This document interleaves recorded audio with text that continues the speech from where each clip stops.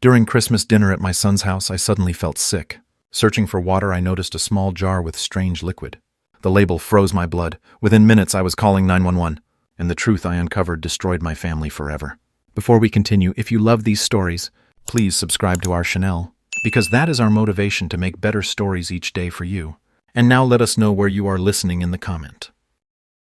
The evening news droned about inflation rates when the telephone shrill rings sliced through my peaceful living room. I fumbled for my reading glasses, squinting at the caller ID. Wayne, my son, never called this late on weeknights. Dad, his voice cracked like a teenager's though he was 42. I need your help, urgently. The desperation in those words made me sit straighter. In my worn leather armchair, the coffee cup beside me had gone cold hours ago, forgotten like everything else when worry takes hold. What happened, son? Silence stretched between us, filled only by his ragged breathing. Through the phone I heard footsteps, fast, anxious, pacing across what I imagined was his kitchen floor, 40 minutes away in Royal Oak. I lost money, Dad. A lot of money. His voice dropped to a whisper. $50,000. My hand tightened around the receiver. 50,000. That was more than my entire pension lasted in a year. How did you... Cryptocurrency? The word came out bitter, self-loathing. I thought I was being smart, diversifying our savings. Joanna doesn't even know yet. The mantel clock ticked steadily, marking seconds that felt like hours. On television, a weather reporter promised snow by Christmas. Normal life continuing while my son's world crumbled. Wayne, slow down. Tell me exactly what happened. More pacing. A chair scraped against tile. There was this investment opportunity. Digital assets, they called it. The returns looked incredible, 30% in 6 months. I used our emergency fund, our kids' college money. Even borrowed against the house. My chest tightened. You mortgaged the house? Not the whole thing, just a home equity loan, $25,000. His voice broke completely now. Dad, they're demanding payment. The creditors, they say if I don't come up with the money by January 15th, they'll start seizure proceedings. I stood up, my old knees protesting. The living room suddenly felt too small, the walls pressing inward. Through the bay window, Mrs. Chen's Christmas lights twinkled cheerfully.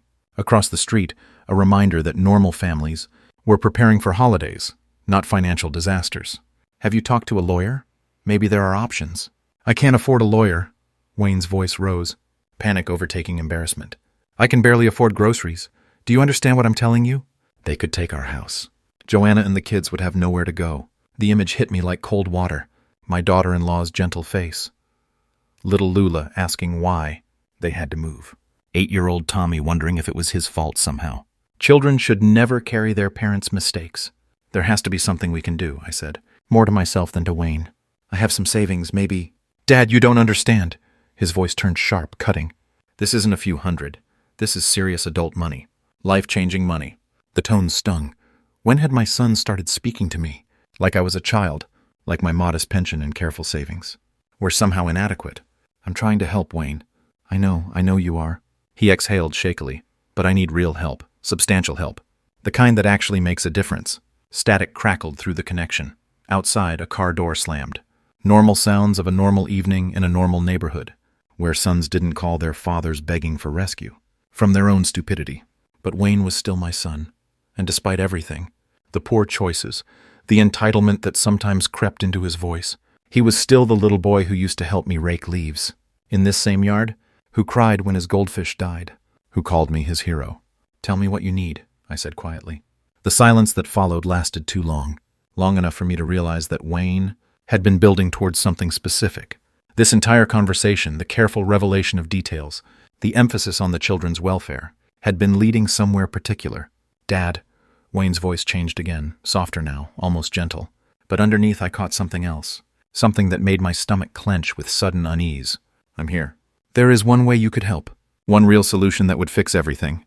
The way he said real solution made my blood run cold. I remained standing by my armchair. The phone pressed so hard against my ear it ached. Whatever Wayne was about to suggest, I already knew I wouldn't like it. What kind of solution?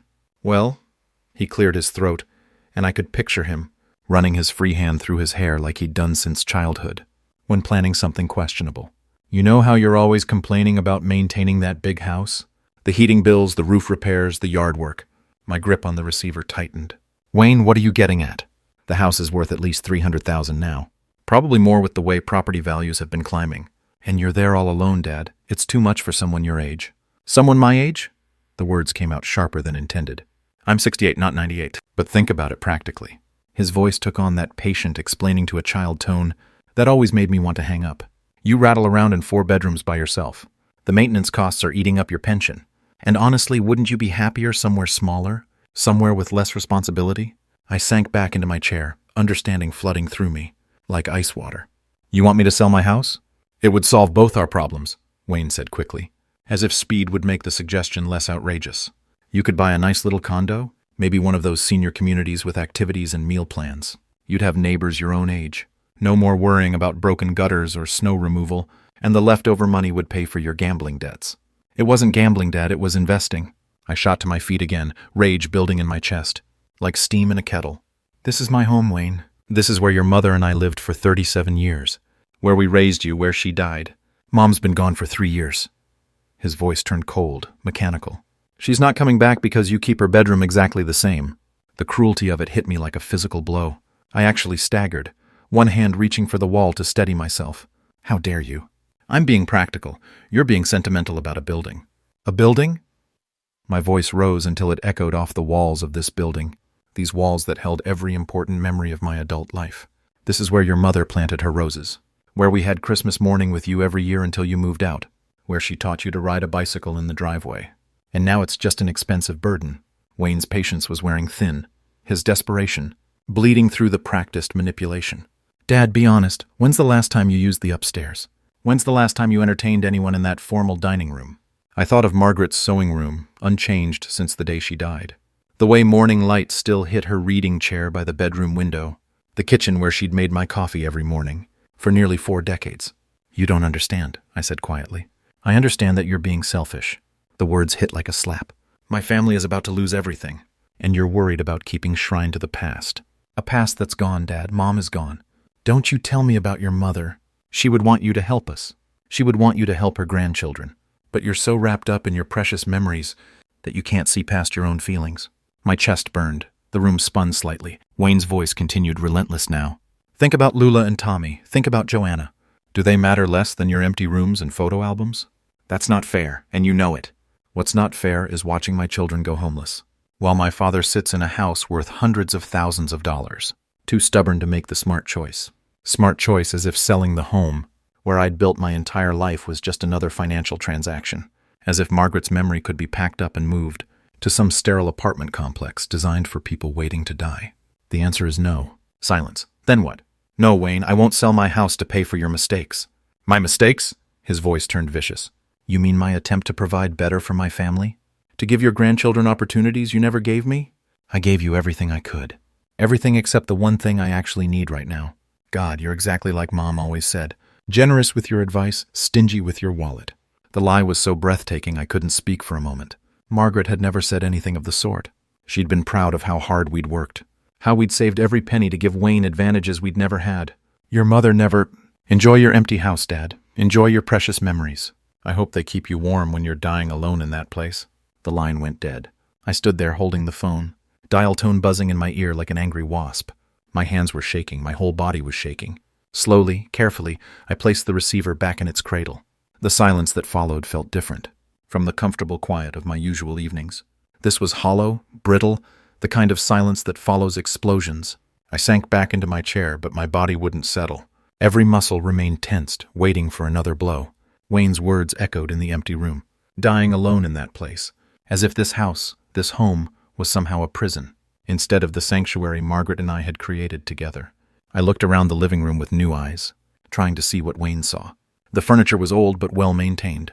The carpet showed wear patterns from 30 years of daily life. Family photos covered the mantel. Wayne's graduation, his wedding, the kids' school pictures. Was it really just a museum to the past?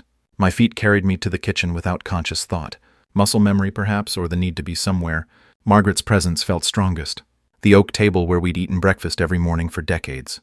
The window over the sink where she'd stood washing dishes, humming off-key show tunes. The phone rang again and my heart lurched. Wayne calling back to apologize, but the caller ID showed Frank Dawson's number. Roger, you sound terrible. What's wrong? Frank lived 3 houses down, had been my friend since before Margaret got sick. We'd worked together at Ford for 15 years, before retiring within months of each other. If anyone would understand, it would be Frank. Wayne called, I said, and somehow, those 2 words contained everything. Let me guess. He needs money. How did you... Roger, I've known that boy since he was stealing apples from my tree at age 7. He's always been impulsive. What's he gotten himself into this time? I told Frank everything. The cryptocurrency disaster, the threatened foreclosure, the house. When I reached Wayne's final words about dying alone, Frank made a disgusted noise. That little manipulator using your grandkids as emotional leverage, then attacking you when it doesn't work. But what if he's right? The question had been gnawing at me since I hung up. Maybe I am being selfish. Maybe... Stop right there! Frank's voice turned sharp. You raised that boy, put him through college, helped him with his down payment when he bought that house. You don't owe him your home, because he made stupid choices with his money. But the children have parents who should have thought about them before risking their college funds on get-rich schemes. This isn't your fault, Roger. I pulled out a kitchen chair and sat down heavily. Through the window, I could see Frank's porch light glowing. Funny how a neighbor could provide more comfort than your own son. He said Margaret would want me to help them. Margaret would want you to help if you could, but she'd also want you to keep your dignity and your home. She'd be furious at Wayne for even asking. The truth of that hit deep. Margaret had loved Wayne fiercely, but she'd never tolerated manipulation or emotional blackmail. She would have seen through his tactics immediately. What should I do, Frank? Nothing, at least not tonight.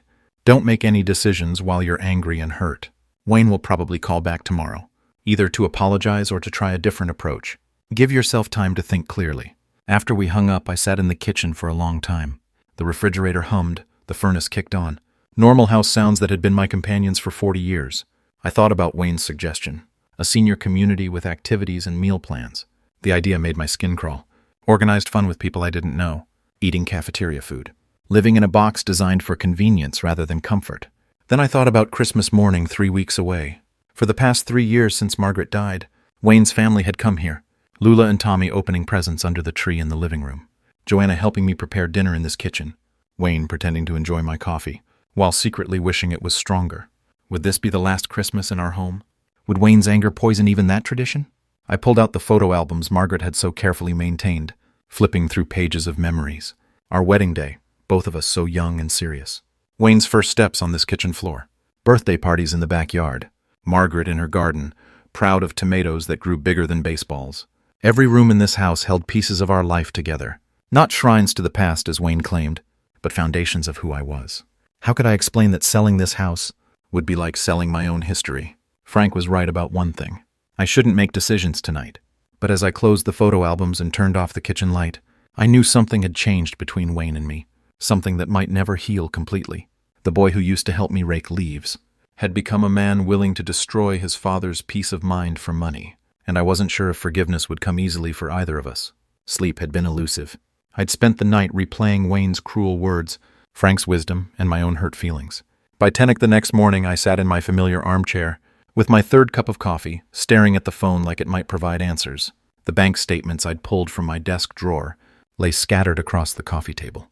$15,000 in savings, my monthly pension of $2,800.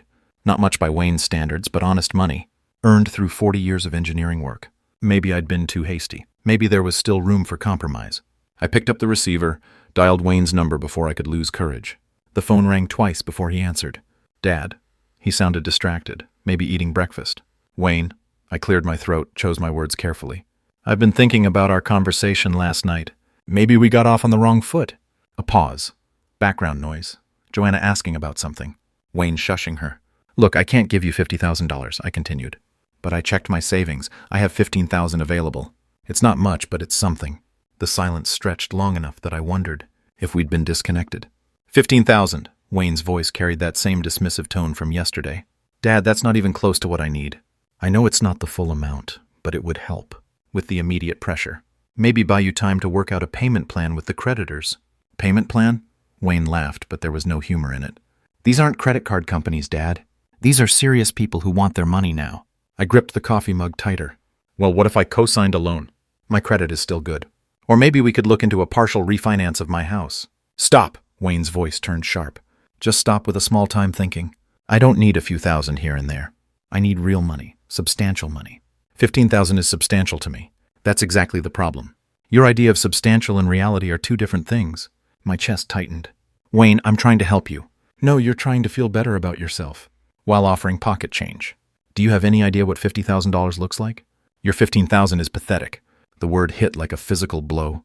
Pathetic? My life savings carefully accumulated, through decades of modest living, dismissed as pathetic by my own son. Maybe if you hadn't gambled away your family's security. Don't lecture me about responsibility from your ivory tower. You've been living off Dad's pension and Mom's life insurance for 3 years, rattling around in a house worth more than most people see in a lifetime. Your mother's life insurance barely covered her medical bills. The point is, you have options. Real options. You're just too selfish to use them. There was that word again, selfish. As if wanting to keep the home where I'd built my entire adult life was somehow morally wrong.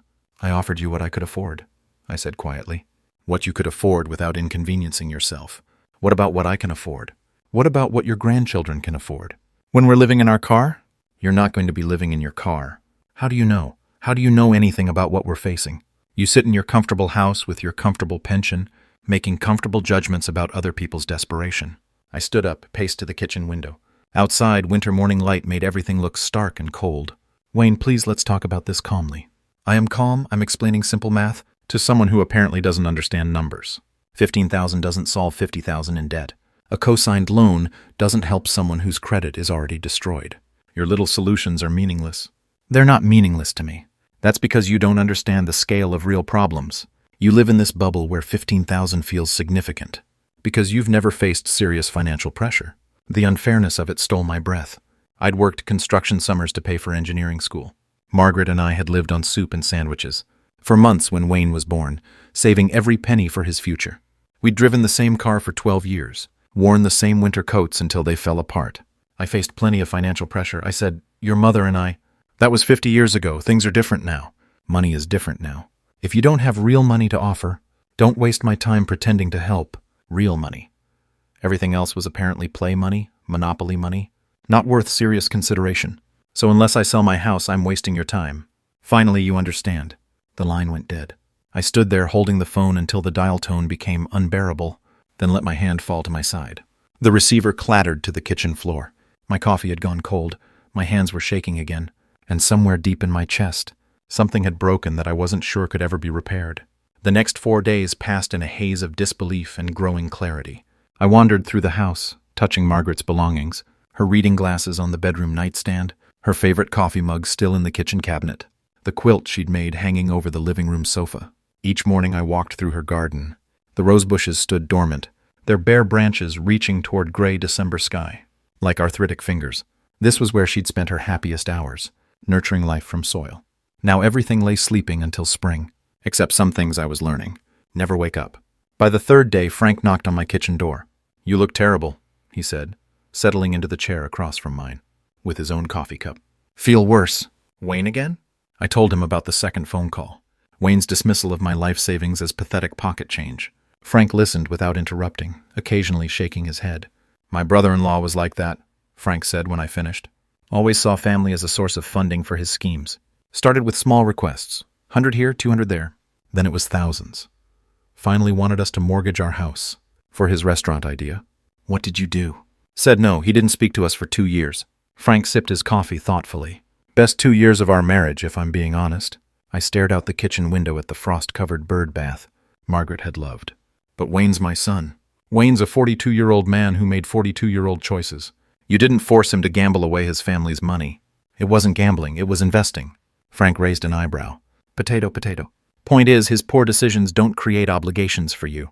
That afternoon I sat in my study surrounded by legal documents. My will, insurance papers, the house deed. Margaret and I had been so careful with our finances, so deliberate about building security for our old age. We'd planned for medical emergencies, home repairs, even long-term care if needed. We hadn't planned for our son treating us like a bank to be robbed. I opened the will, read the section about Wayne's inheritance. Everything would go to him eventually. The house, the remaining savings, Margaret's jewelry, but eventually wasn't soon enough for Wayne. He wanted his inheritance now while I was still breathing. The realization hit like cold water. Wayne wasn't thinking of me as his father anymore. He was thinking of me as an obstacle standing between him and money.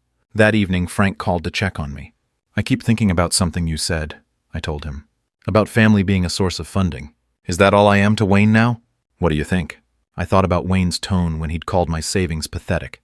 The casual cruelty when he'd dismissed 40 years of careful planning as meaningless. The way he'd hung up the moment I wouldn't agree. To sell my house. I think my son is gone, I said quietly. And I don't know who this person is who's taken his place. Sometimes people show you who they really are when they're desperate, Frank said. Sometimes desperation just reveals what was always there. You think Wayne was always this selfish? I think Wayne was always spoiled. You and Margaret gave him everything he wanted. College paid for, help with his house down payment, Christmas gifts for the kids every year. He's never had to face real consequences for poor choices. The truth of it stung. We had made things easy for Wayne. Maybe too easy. What would Margaret say about all this? I asked. Frank was quiet for a moment. Margaret would be heartbroken, but she'd also be furious at Wayne for treating you this way. She'd want you to protect yourself. After we hung up, I walked through the house one more time. Every room held memories of the family. Wayne claimed I was being selfish to preserve his first steps. In the hallway, birthday parties in the dining room, Christmas mornings around the tree in the living room. But those memories were of a different Wayne, a boy who'd helped me rake leaves, who'd cried when his pet hamster died, who'd hugged me tight when I taught him to ride his bike. That boy had grown into a man, who called his father's life savings pathetic. Standing in Margaret's sewing room, I made a decision. I wouldn't sell my house to fund Wayne's poor choices, but I also wouldn't let him destroy what remained of our relationship, with his demands and manipulation. The next time Wayne called, I'd be ready with an answer. That protected both my home and my dignity. I just hoped I'd have the strength to follow through. December the 21st arrived with the kind of bitter cold that makes bones ache. I was stirring soup for dinner when the phone rang, cutting through the kitchen's warmth, like winter wind through an open door. Wayne's name appeared on the caller ID. My hand hesitated over the receiver. Frank's warnings echoing in my memory. 5 days had passed since Wayne's brutal dismissal of my help. 5 days of silence that had actually brought me peace. On the fourth ring, I answered. Dad? Wayne's voice sounded different, softer, almost uncertain. I'm glad you picked up. I said nothing, waiting. Look, I owe you an apology, a big one. He paused, and I could hear background sounds. Joanna moving around what sounded like their kitchen, the distant voices of children. I was completely out of line the other day. Stress makes people say terrible things, but that's no excuse. Still, I remained silent. Something felt rehearsed about his words, too carefully chosen. Dad, are you there? I'm here. I've been thinking about what you said about taking things slower, finding other solutions. Maybe you're right. Maybe I was being too demanding. Demanding? That was one word for it. The thing is, Wayne continued, his voice warming with what sounded like genuine emotion. Christmas is in 4 days. Joanna's been cooking all week, and the kids have been asking about Grandpa Roger. They want to show you their school projects. Tell you about their Christmas list. Through the phone, I heard a child's voice. Tommy, maybe, calling something about presents. Normal family sounds that tugged at parts of my heart. I'd been trying to protect. I know I hurt you, Wayne said quietly. I know I said things that were cruel and unfair. But Dad, it's Christmas. Come to dinner. Let's be a family again. The invitation hung in the air between us. Part of me, the grandfather part, the part that remembered Wayne as a sweet child, wanted to accept immediately. But Frank's voice whispered warnings about manipulation, about people who only showed kindness when they wanted something. I don't know, Wayne. Please. His voice cracked slightly. The kids have been asking why Grandpa can't come. What am I supposed to tell them? That adults sometimes say stupid things they don't mean. The guilt was immediate and sharp. Lula and Tommy didn't deserve to suffer. Because their father and I couldn't get along. They were innocent in all this. Just children who wanted their grandfather at Christmas dinner. Have you told Joanna about your financial situation? A pause. Some of it. She knows things are tight. Not the whole truth, then. But maybe that was Wayne's choice to make. Dad, I promise, no talk about money. No pressure about anything. Just family dinner, just Christmas. The kids have presents for you. Little handmade things from school. Lula made you a clay mug in art class. A handmade mug. The thought of my granddaughter carefully shaping clay, thinking of me, nearly broke my resolve completely. Joanna's making her famous prime rib, Wayne continued. Remember how much you loved it last year? She's been planning the menu for weeks. I could picture it. The warm kitchen, children's laughter, the comfortable chaos of family gathering. It had been my favorite tradition since Margaret died, the one day each year when the house felt truly alive again. I won't take no for an answer, Wayne said. But his tone was playful now, like he used to use, when asking for later bedtimes or extra allowance. The kids would never forgive me if Grandpa missed Christmas. Behind his voice, I heard Joanna call something about setting the table. Heard one of the children ask if Grandpa was coming. Normal family sounds from normal family people. Maybe I was being too suspicious. Maybe stress really had made Wayne say things he didn't mean. Maybe Christmas dinner could help us. Find our way back to each other. What time? I heard myself ask. 4:00, and Dad, thank you. This means everything to all of us. After I hung up, I stood in my kitchen holding the phone, watching steam rise from my forgotten soup. Something still felt wrong about Wayne's sudden change of heart, but the prospect of seeing Lula and Tommy outweighed my caution. 4 days until Christmas dinner. 4 days to decide whether I was making a terrible mistake. December the 22nd dawned crisp and bright, winter sunlight streaming through my bedroom windows like a promise. For the first time in days, I woke without that familiar knot in my stomach. Wayne's apology had felt genuine, and the prospect of seeing Lula and Tommy filled me with anticipation I hadn't felt since Margaret died. While making coffee, I found myself humming one of her favorite Christmas carols. The melody felt rusty in my throat, but right somehow. I pulled out my kitchen calendar, circled December 24th with a red pen, then stood back to admire it. Like a child marking countdown to Christmas morning, the toy store downtown buzzed with last-minute shoppers. I wandered the aisles carefully, studying age recommendations and educational value, the way Margaret had taught me. For Lula, I selected a chemistry set designed for young scientists. She'd always been curious about how things worked. Tommy got a model airplane kit, something we could build together if he visited again. At the checkout counter, the saleswoman smiled. Lucky grandchildren. I hope so, I said, meaning it more than she could know. That evening, Frank appeared at my kitchen door without calling first. His face carried the kind of concern usually reserved for doctor visits. "You're making a mistake," he said, settling into his usual chair. "Nice to see you too, Frank." "I'm serious, Roger. Something doesn't smell right," about Wayne's sudden change of heart. I poured him coffee, stirring my own thoughtfully. People can change. Stress makes us say things we don't mean. Stress reveals who we really are. Frank leaned forward, elbows on my kitchen table. "Think about the timing. He calls you pathetic, hangs up on you, ignores you for 5 days, then suddenly remembers he loves you. Maybe he talked to Joanna. Maybe she made him realize how cruel he'd been. Or maybe he realized insulting you wasn't getting him what he wanted." The words stung because part of me wondered the same thing. But the alternative, believing my son was irredeemably selfish, hurt too much to accept. "The children have been asking about me," I said. "Wayne told me so." Frank's expression softened slightly. "I know you miss them, but manipulative people use whatever leverage works. Even innocent children." After Frank left, I spent the evening in my study, looking through photo albums again. Pictures of Wayne's childhood, birthday parties where he'd seemed genuinely happy, to share cake with friends, Christmas mornings, where his face had lit up at seeing what we'd sacrificed to buy him. That sweet boy had to still exist somewhere, inside the angry man who'd called my life savings pathetic. December 23rd, I tackled Margaret's apple pie recipe. Her handwriting covered the yellowed index card in precise blue ink. Measurements, timing notes, temperature reminders, accumulated over decades of practice.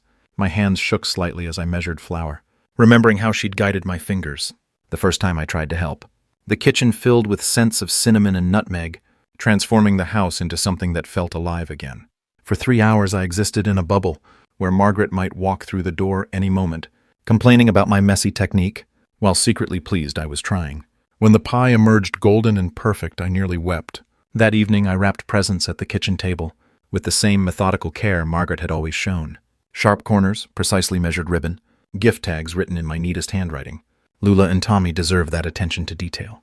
Deserved to feel special. My phone rang while I was tying the final bow. "How are the preparations going, Dad?" Wayne sounded genuinely interested. "Good, I made your mother's apple pie. The kids will love that. They've been asking about Grandpa's cooking all week." The warmth in his voice melted the last of my resistance. This was my son, the boy who'd helped me in the garden, who'd cried at his mother's funeral, who'd once told me I was his hero. "I'm looking forward to tomorrow," I said. "We all are, 4 o'clock sharp. And Dad, thank you for giving us another chance." After hanging up, I laid out my clothes for Christmas Eve. The red sweater Margaret had knitted my last Christmas. Pressed slacks, the tie Wayne had given me. For Father's Day 2 years ago. Everything had to be perfect. Standing in my bedroom, I caught my reflection. In Margaret's vanity mirror. An old man preparing to spend Christmas with his family. Hope and nervousness wearing in his expression. Frank's warnings echoed in my memory, but I pushed them aside. Some risks were worth taking, especially when innocent children were involved. Tomorrow I'd find out whether my son had truly changed, or whether Frank's suspicions were justified. Christmas Eve arrived gray and cold, but my spirits remained bright as I loaded wrapped gifts into my car. The 40-minute drive to Wayne's townhouse passed quickly, filled with mental rehearsals of conversations with my grandchildren, and careful navigation through unfamiliar suburban streets. Wayne's neighborhood looked picture-perfect, matching mailboxes, manicured lawns, Christmas lights twinkling from every roofline. His townhouse sat at the end of a cul-de-sac, decorated with wreaths and garland that Joanna had probably spent days arranging. I gathered the gifts from my back seat, taking a deep breath of winter air, before walking to the front door. Through the frosted glass I could see movement, hear children's voices raised in excitement. Wayne opened the door before I could knock, his face breaking into what looked like genuine joy. "Dad, perfect timing." He pulled me into a firm hug. That felt real, not performed. "The kids have been watching for your car for an hour." Before I could respond, Lula appeared at Wayne's side, dark hair flying as she threw herself at my legs. "Grandpa, we missed you so much." Tommy materialized seconds later, slightly more reserved, but grinning widely. "Did you bring the magic tricks?" "Mom said you might remember some." The warmth that flooded my chest was pure and uncomplicated. These children loved me without agenda, without calculations about money or property. Their affection was the most honest thing I'd experienced in months. "Let's see what Santa brought for you, too," I said, hefting the gift bags. The living room blazed with Christmas cheer, a 7F tree heavy with ornaments, stockings hanging from the mantel, soft jazz playing from hidden speakers. Joanna emerged from the kitchen wearing an apron dusted with flour, her smile warm but somehow strained. "Roger, so wonderful to see you." Her hug felt tentative, and she avoided prolonged eye contact. "Dinner's almost ready. Prime rib just like you love. Smells incredible." I handed her Margaret's apple pie. Thought this might go well with dinner. Her eyes brightened with what looked like genuine pleasure. "The children will be thrilled. They've been asking about Grandma Margaret's recipes." Gift opening became a joyful chaos. Lula squealed over the chemistry set, immediately opening boxes to examine test tubes and color tablets. Tommy studied the airplane kit with serious concentration, tracing wing designs with one finger. "Can we build it together, Grandpa?" "Absolutely. Next visit, we'll make it fly." Wayne watched these interactions with apparent satisfaction, playing the proud father perfectly. He helped Tommy organize airplane pieces, praised Lula's scientific enthusiasm, took pictures of every moment with his phone. "Family photo time," he announced, positioning everyone around the tree. "This might be our best Christmas yet." Standing with my arm around Wayne's shoulders, Lula and Tommy pressed against my sides, I felt something I hadn't experienced since Margaret died. Complete belonging. Whatever doubts Frank had planted seemed foolish now. This was my family, flawed but real, and we were together. Dinner preparation moved everyone toward the dining room, where Joanna had created a magazine-worthy table setting. White linens, gold-rimmed china, candles reflecting off crystal glasses filled with deep red wine. The prime rib sat at the head of the table like a centerpiece, surrounded by roasted vegetables and Yorkshire pudding. "This is beautiful, Joanna," I said, settling into my assigned seat. She bustled around the table, making final adjustments to place settings with nervous energy. "Just want everything perfect for Christmas." Wayne took his position at the head of the table, raising his wine glass with ceremonial gravity. "Before we eat, I want to make a toast." His voice carried the weight of significance. To family, to forgiveness, to second chances, and the people who matter most. Everyone raised their glasses. Even the children had small portions of wine mixed with juice. The crystal caught candlelight, creating tiny rainbows across the white tablecloth. "To family," we echoed in unison. The wine was excellent, rich and smooth with hints of cherry. I savored both the taste and the moment, feeling grateful for Wayne's maturity in reaching out, for Joanna's hospitality, for my grandchildren's unconditional love. Around the table, conversation flowed easily. Tommy described his school's Christmas pageant. Lula explained her science fair project. Wayne shared funny stories from his office. Normal family interaction, the kind Margaret and I had dreamed of when Wayne was small. But as I reached for my water glass, something felt slightly off. A faint dizziness like standing up too quickly, after sitting too long. I blinked, attributing it to the wine and excitement of the evening. The conversation continued to flow around the table, as I savored the moment of family unity. Wayne carved the prime rib with practiced skill, while Joanna served vegetables. The children chattering about their Christmas morning plans. Everything felt perfectly normal, perfectly right. "Grandpa, do you want to see my clay mug after dinner?" Lula asked, bouncing slightly in her chair. "Absolutely," I said. "I hear it's a masterpiece." The wine had been stronger than I had expected, leaving me feeling pleasantly warm. Or maybe it was just the joy of being included again, of sitting at a family table, where I was wanted rather than merely tolerated. I reached for my water glass, noticed my hand seemed slightly unsteady. Must be the excitement. My heart had been racing since I'd arrived, overwhelmed by the children's enthusiasm and Wayne's apparent transformation. "Dad, you look a little flushed," Wayne observed, with what sounded like genuine concern. "Everything okay?" "Just warm. Joanna's cooking always makes me feel at home." But as I spoke, something twisted uncomfortably in my stomach, a sharp cramp that made me shift in my chair. The sensation passed quickly, and I dismissed it as overindulgence. The rich food, the wine, the emotional intensity of reconciliation. Tommy was telling a story about his teacher's pet rabbit when the room seemed to tilt slightly. I gripped the edge of the table, blinking to clear my vision. The candles appeared to blur, their flames stretching into golden streaks. "Are you sure you're all right, Roger?" Joanna's voice carried a note of anxiety. that seemed disproportionate to my minor discomfort. "Just need some water." I tried to smile reassuringly, but my mouth felt strangely dry despite the wine. Wayne half rose from his chair. "Kitchen's right through there if you want fresh water. Take your time."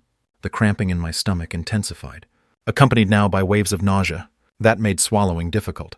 I pressed my hand to my forehead, feeling clammy sweat despite the room's comfortable temperature. "Maybe I should—" I started to stand, then sat back down abruptly as dizziness swept over me. The dining room spun lazily, faces around the table becoming soft and unfocused. "Grandpa?" Lula's voice sounded far away, though she sat directly across from me. "You don't look good." "Should we call someone?" Joanna asked quietly, her hands twisting her napkin into tight spirals. Wayne's voice remained calm, helpful. "Dad, why don't you step into the kitchen? Maybe splash some cold water on your face. The excitement of tonight might be overwhelming." I nodded, not trusting my voice. The nausea was building steadily, my stomach clenching with increasing frequency. Standing required conscious effort. My legs felt disconnected from my body, responding sluggishly to mental commands. "Sorry," I managed to say. "Don't want to ruin Christmas dinner." "You're not ruining anything," Wayne assured me, his tone perfectly balanced between concern and reassurance. "These things happen. Take all the time you need." The walk to the kitchen seemed to stretch impossibly long. I used the wall for support, my vision swimming as familiar Christmas sounds continued behind me. Children's voices, the clink of silverware against plates. Wayne explaining to Lula and Tommy that sometimes older people just needed rest. Each step required concentration. My breathing had become shallow, labored, as if the air itself had grown thick. The hallway walls pressed closer, the kitchen doorway wavering like a mirage. Behind me I heard Joanna's voice barely above a whisper. "Should we—" "He'll be fine," Wayne interrupted smoothly. "Just needs a moment to collect himself." But I wasn't fine. Something was deeply, fundamentally wrong with my body. My heart raced while my limbs grew heavy. My mouth tasted metallic, foreign. The comfortable warmth of family dinner had transformed into something cold and frightening. I reached the kitchen doorway, gripping the frame to steady myself. The room beyond looked different somehow. Shadows seemed deeper, surfaces more distant. Everything familiar had become threatening. The kitchen felt like stepping into a different world. Cool tile beneath my feet, harsh overhead lighting that made me squint after the dining room's gentle candlelight.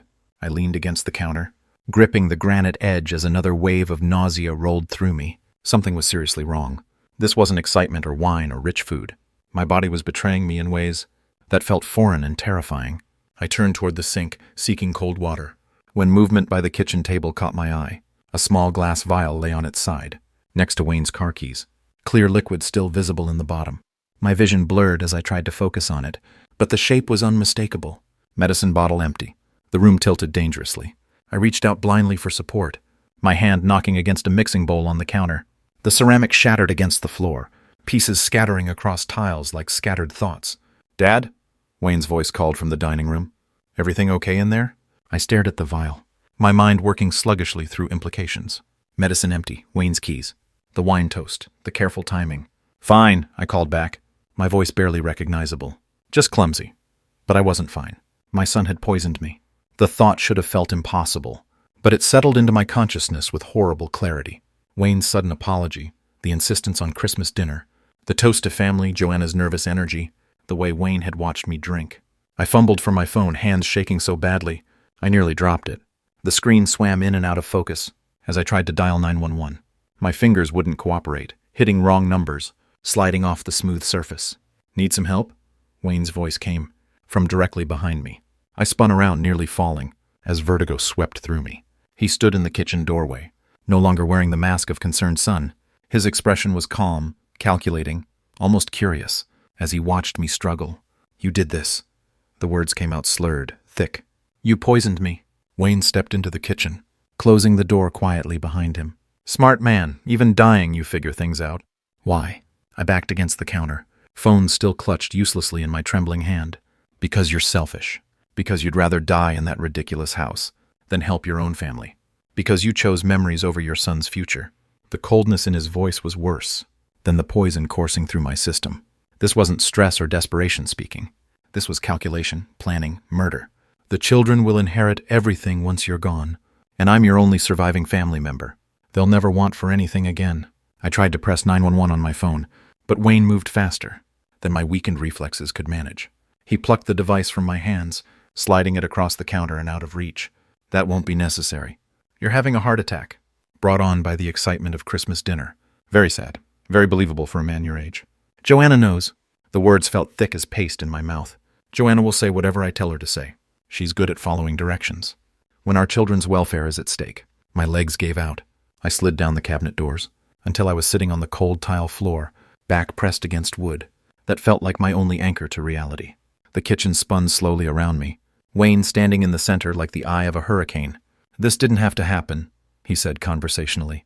"You could have sold the house voluntarily, could have helped your family when we needed it. Instead, you chose to be stubborn. I worked 40 years for that house." My voice was barely a whisper now. "And now it's mine, along with your savings, your pension, everything." Funny how death simplifies property law. The vial on the table came into sharper focus as my vision narrowed. Something clear, odorless, tasteless, something that would mimic a heart attack. In an elderly man. "What did you give me?" Wayne glanced at his watch.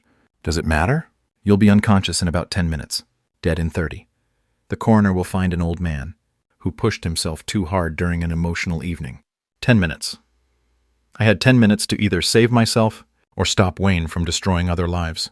My phone lay 8 feet away across a kitchen. That might as well have been 8 miles. "Lula and Tommy," I gasped. "They love me. They'll get over it. Children are resilient. Besides, they'll be too busy enjoying their inheritance to mourn for long." The casual cruelty of it broke something inside me that had nothing to do with poison. My son had become a stranger. No, worse than a stranger. A stranger might have felt guilt or hesitation. Wayne felt nothing but satisfaction at his own cleverness. But he'd made one mistake. He was talking instead of leaving. Pride in his plan was keeping him here, when he should have returned to the dining room to establish his alibi. And I still had 6 minutes of consciousness left. The distant wail of sirens cut through the winter night like a blade through silk. I pressed the phone tighter against my ear, watching through the kitchen window, as red and blue lights painted the suburban street in emergency colors. "They're here," I whispered to the dispatcher. "Police are outside. Stay on the line, sir. The officers will want to speak with you directly."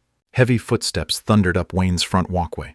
Sharp knocks echoed through the house, followed by authoritative voices calling Wayne's name. From the dining room came the sound of chairs scraping against hardwood, children's confused questions, Joanna's sharp intake of breath.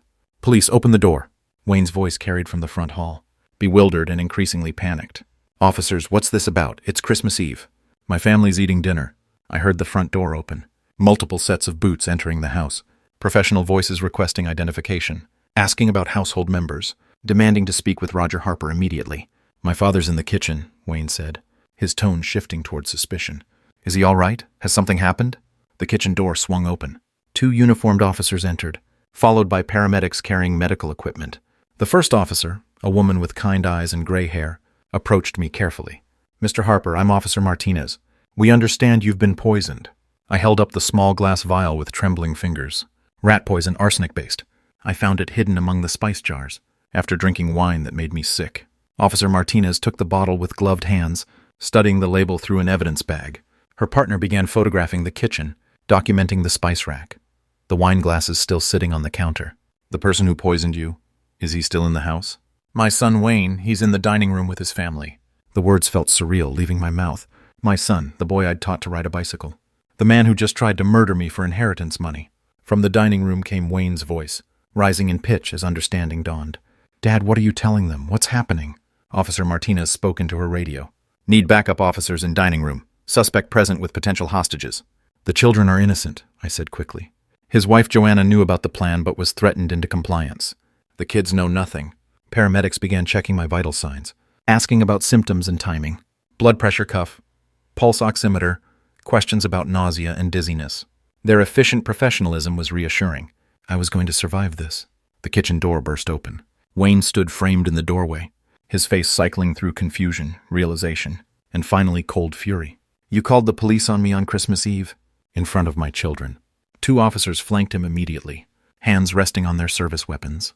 Wayne's eyes fixed on the evidence bag containing the poison bottle, and his expression changed completely. The mask of concerned son disappeared, replaced by something calculating and dangerous. "Wayne Harper, you're under arrest for attempted murder." Officer Martinez's voice was steady, professional. "You have the right to remain silent." "This is insane!" Wayne's voice cracked with desperation. "I didn't poison anyone. He's confused, sick, making accusations." But his eyes told a different story. The careful calculation was still there, weighing options, looking for escape routes or explanations that might work. Anything you say can and will be used against you in a court of law. The handcuffs clicked into place with metallic finality. Wayne's face drained of color as the reality hit him. His plan had failed completely. Not only was I alive, but I'd found evidence that would send him to prison. From the dining room came the sound of children crying. Joanna's voice trying to comfort them through her own sobs. Lula calling for her daddy. Tommy asking why the police were being mean to everyone. "The children," I said to Officer Martinez. "They shouldn't see this. Social services is en route. We'll make sure they're protected." Wayne was led through the kitchen toward the front door. His head down, shoulders slumped in defeat. As he passed my chair, he looked up one final time. "I hope you're satisfied," he said quietly. "You've destroyed your own family." "No, Wayne, you did that when you decided money was worth more than love." The paramedics helped me to my feet, supporting my weight as we moved toward the ambulance waiting outside. Through the front window, I could see neighbors gathering on their lawns. Despite the cold, drawn by the emergency lights and police activity, Christmas Eve in suburban Detroit had become a crime scene. As they loaded me into the ambulance, I caught a glimpse of Joanna holding both children, all three of them crying as a social worker approached, with gentle words in official papers. The family Wayne had claimed to be protecting was now shattered completely by his actions. The ambulance doors closed, cutting off the sight of flashing lights and broken dreams. February brought the kind of crisp Michigan morning that made everything feel possible again. I stood in my kitchen making coffee the way Margaret had taught me. 40 years ago, watching Frank navigate my icy driveway, with his usual careful determination. The past 2 months had transformed my life in ways I never could have imagined. Wayne's trial had lasted only 3 days. The evidence was overwhelming, his plan too obvious, his motive too clear. 15 years for attempted murder, with no possibility of parole for the first decade. "Mourning survivor," Frank said, stamping snow off his boots at my back door. "How are you feeling?" "Grateful." The word came easier now than it had in January, when grief and betrayal had made simple breathing difficult. "Coffee's fresh." We developed new routines since my release from the hospital. Frank's daily visits, shared meals, quiet conversations about everything except Wayne's current location in state prison. Some wounds needed time to heal properly. The doorbell rang at precisely 9 o'clock. Joanna stood on my front porch with Lula and Tommy, their weekend bags packed for another stay with their grandfather. The divorce proceedings had been swift. No one wanted to remain married to an attempted murderer. But Joanna's financial situation remained precarious. "Mr. Harper," she said, her voice still carrying shame even 3 months later. "Thank you again for this. I know you don't have to." "They're my grandchildren," I interrupted gently. "This is their home, too." Lula and Tommy rushed past their mother, familiar now with the weekend routine. Homework at the kitchen table, afternoon projects in the garage, evening stories by the fireplace. Normal grandparent activities that felt revolutionary, after everything we'd survived. "Did you finish the airplane, Grandpa?" Tommy asked, already heading toward the workbench, where our model sat in various stages of completion. "Waiting for you to attach the wings. Can't have a proper first flight without the chief engineer present." While the children settled in, Joanna and I reviewed the legal paperwork that had become part of our new reality. The educational trust for Lula and Tommy was fully funded now. College tuition, graduate school if they chose, money for books and living expenses. Wayne's attempt to steal their future had instead secured it completely. "The charity distributions are going well," I told her, showing bank statements that detailed monthly payments to veterans organizations, the local hospital, community programs that helped families in crisis. Margaret would have approved. "What about Wayne?" Joanna asked quietly. "Do you ever think about visiting him?" I considered the question while watching Tommy carefully align airplane wings, his small face serious with concentration. "I think about the boy he used to be. I mourn that child. But the man who tried to poison me for money, that person is a stranger." Frank nodded approvingly from his chair by the window. "Forgiveness doesn't require stupidity." "The children ask about their father sometimes," Joanna continued. "I don't know what to tell them." "Tell them he made bad choices and has to face consequences. Tell them those choices don't define them or limit their futures. Tell them their grandfather loves them." Later that afternoon, Frank and I worked in Margaret's garden, while the children played in the backyard snow. Spring was still weeks away, but we were preparing beds for new plantings, clearing dead growth to make room for whatever would grow next. "You know what I've learned?" I said, resting against my shovel. Wayne was right about one thing. I was living in the past, keeping this house like a shrine to Margaret. Frank looked up from the rose bush he was pruning. "And now it's a home again, full of children's laughter and family dinners, and people who choose to be here because they love each other, not because they want something." Through the kitchen window, I could see Lula and Tommy at the table, working on homework with the same focused intensity I remembered from Wayne's childhood, but unlike their father, they would grow up understanding the difference between love and manipulation, between family loyalty and financial obligation. "Will you change your will again?" Frank asked. "Leave them the house eventually, when they're old enough to understand what it represents, not money or property, but the choice to build something lasting, something worth protecting." That evening, after Joanna collected the children, and Frank returned to his own house, I sat in Margaret's chair by the living room window. The neighborhood was quiet, settled into Sunday evening routines. Normal families in normal houses, probably dealing with normal problems, that didn't involve poison or attempted murder. My phone rang.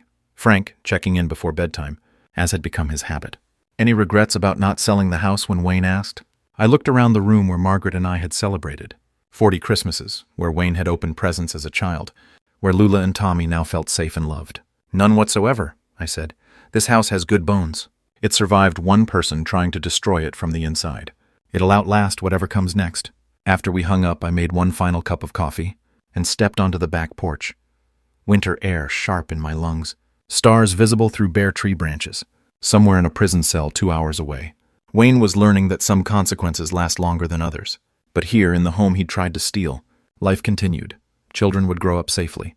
Money would help people instead of corrupting them. Love would be freely given rather than strategically withheld. Justice, I discovered, wasn't just about punishment. It was about protection. It was about making sure the good things survived, while the toxic things were contained where they couldn't spread. Margaret would have understood completely. And now, before saying goodbye, if this story touched your heart, please give it a like and share it with someone who needs to hear this today. Don't forget to subscribe for more true family betrayal stories that remind us we are stronger than we think.